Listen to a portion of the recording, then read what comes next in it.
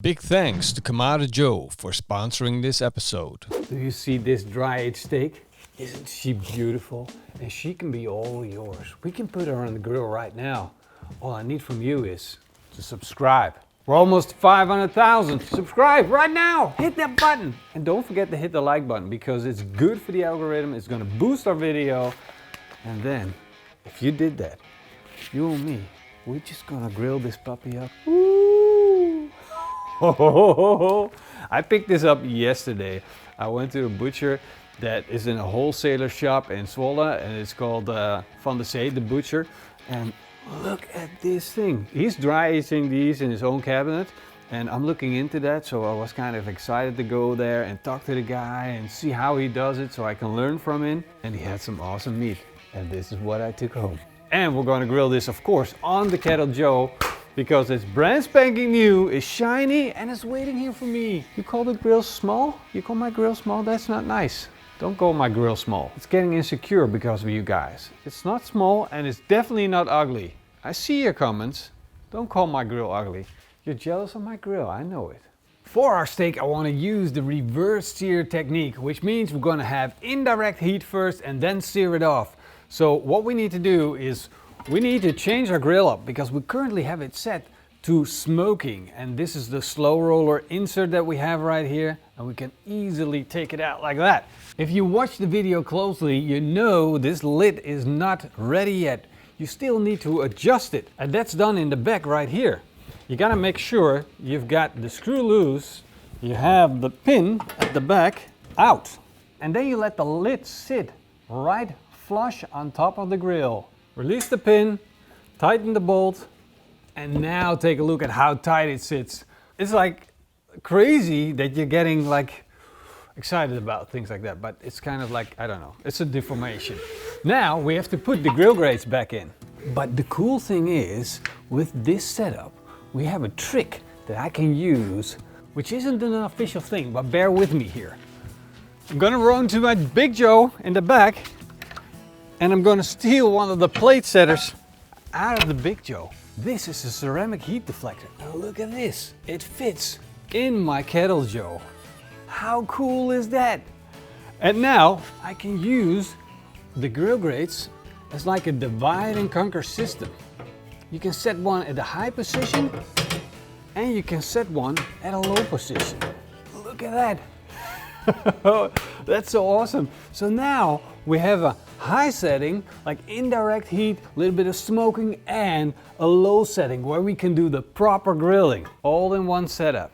No basket required, no weird things going on, just like a super awesome divide and conquer system that we love so much from the Big Joe and from the other ceramic grills. We have it right here. That's cool, right? Let's put in some charcoal and fire this thing up.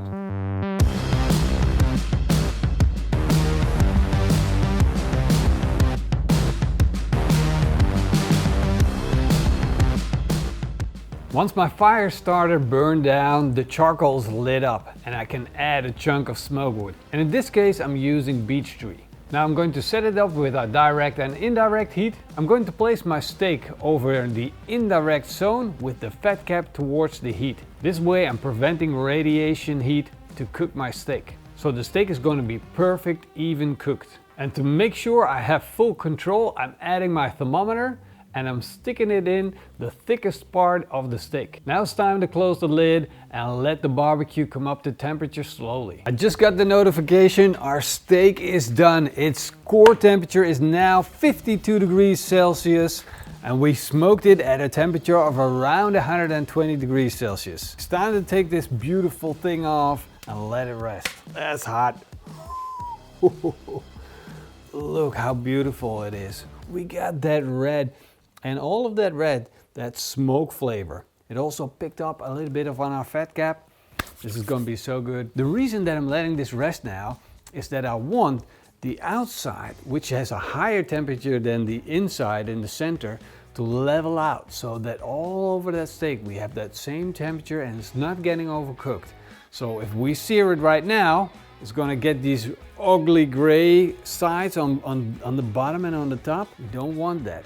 We want it to be perfect, so we need to let it rest. In the meantime, Our grill is already raising up to temperature because we got the bottom vent open and all of that air is going into that hot grill. And it starts raising and raising, especially with the ceramic insert that this grill has.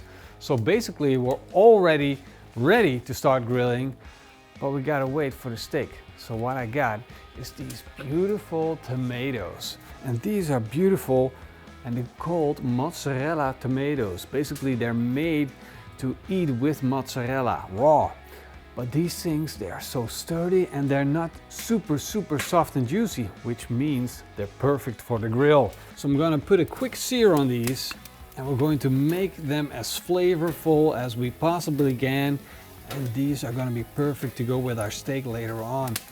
And I also have some of these asparagus, and normally we'll put these in lettuce, but we're just gonna give them that quick sear to release the flavors that are in these.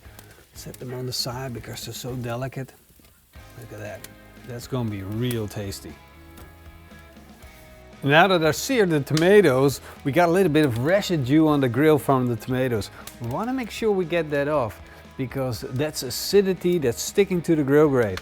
And if we put our steak on, the steak is going to stick to the grill grate more than it usually would, and that's not gonna help with cooking it to perfection. So I wanna take this off. Quick go with the brush. There we go. Doesn't have to be perfect, it just want to remove those bigger chunks. There we go. And then I want to make these grill grates non-stick with a little bit of oil. Any cooking oil will do. Quick brush. And now it's time to get our steak on. Contrary to popular belief, we need to move that steak around a bit. We're not looking for super grill marks, we're looking for a beautiful crust.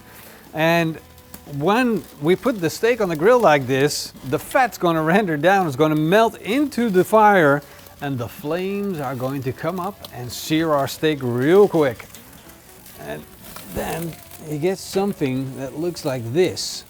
Look at all that fat dripping down that steak, absolutely beautiful, building up that crust. This is looking good.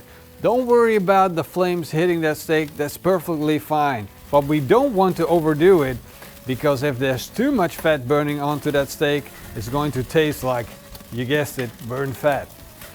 So take it off in time. Look at that, what a beauty.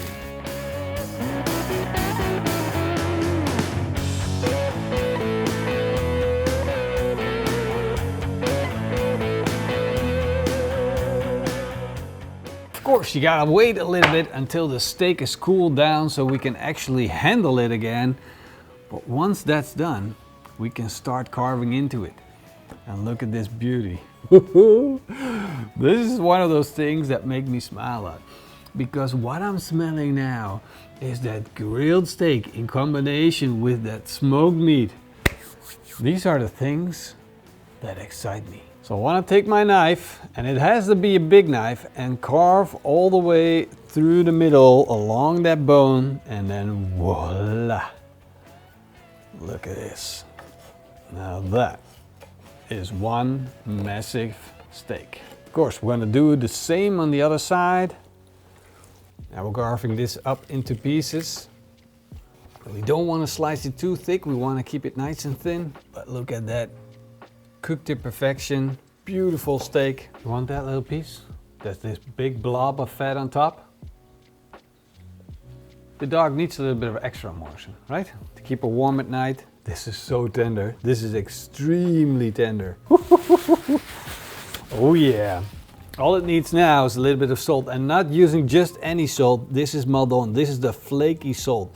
This is finishing salt. Don't season your beautiful steak up front, just season it afterwards. This will give it a little bit more texture, and it gives it just that little vibe and that kick that you need so much on your steak. And with flaky salt, you can add always a lot more than table salt, because table salt is like really fine and it kind of disappears, but it's also heavy in structure and flavor.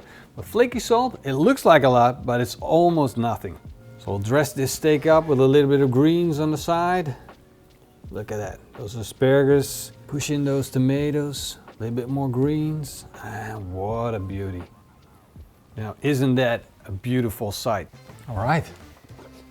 Relax. Relax. Relax. Back off. It's my steak. You're getting your piece anyway. There's nobody here to steal your steak. You've never been disappointed. Relax. Never. Ever. You're the most spoiled dog in the world. In the universe. Who Come eats on. 300 euros Wagyu steaks? I think we should just ignore the dog and try. We'll try to ignore the dog. Yeah. Oh, That's amazing dry aged. it is dry aged, it is smoked, it is seared.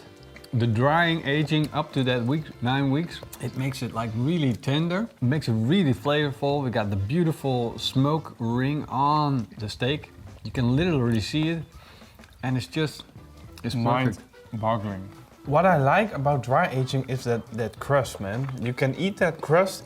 It's not like when you have a normal steak, maybe tomahawk or whatever. Eating a big piece of fat, it has a strange texture. It's harder fat, and I love that. I really enjoyed the fat cap now. And this is not a crazy expensive steak.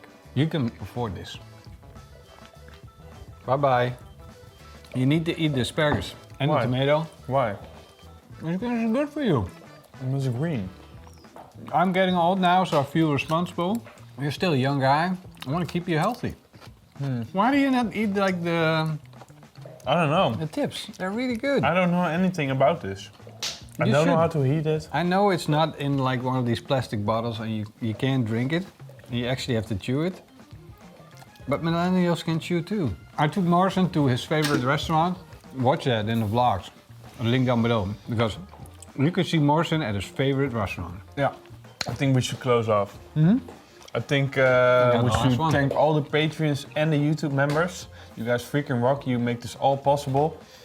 Me eating vegetables, for example. And Morrison had to run out because the battery died, but it's okay now. We put the new batteries in. It's working fine. The steak is gone. Hope you guys enjoyed this video. Hope to see you guys next time. Until then, eet smakelijk and keep on grilling. that's right. See you guys next time. Cheers. Why did you forget the battery? I'm sitting there. I'm eating now. That's the thing. Who's the cameraman then? Your job is behind the camera, not in front of the camera. You want me in the camera. Who wants you in the camera? Everybody does.